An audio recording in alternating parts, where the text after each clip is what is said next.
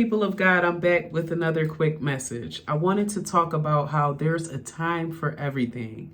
Ecclesiastes 3, verse 1 through 8 says, "To everything there is a season, and a time to every purpose under the heaven, a time to be born and a time to die, a time to plant and a time to pluck up that which is planted, a time to kill and a time to heal, a time to break down and a time to build up, a time to weep and a time to laugh, a time to mourn and a time to dance, a time to cast away stones and a time to gather stones together, a time to embrace and a time to refrain from embracing, a time to get and a time to lose, a time to keep and a time to cast away, a time to rend and a time to sow, a time to keep silence and a time to speak, a time to love and a time to hate, a time of war and a time of peace."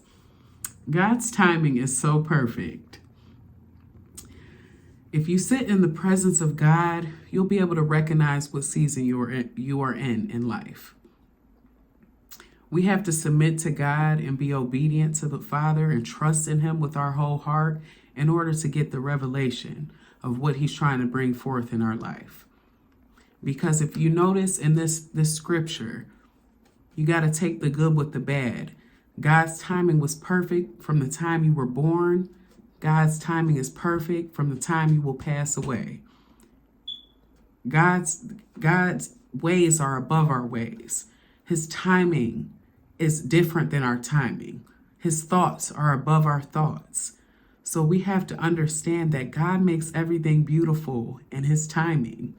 And His timing is perfect. That appointed time is perfect. In the midst of hardships, doubt, and when things don't change immediately in your life, know that that's when God is working. You sit in the presence of the Father, you'll be able to feel and recognize and see the shift in the atmosphere when things are changing in your favor. But being obedient to God is key. To get that revelation, to understand what season you're in.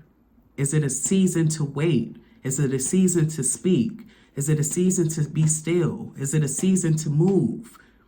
You know, God will give you that revelation as you spend that quiet time with God. He will speak and you will hear it in your spirit. And know that perfect will for your life, that perfect timing that God has is always perfect. It really is. There's a time for everything. And in God's timing, He will make everything beautiful. So I pray you all have a great night, and I'll talk to you again soon. Bye.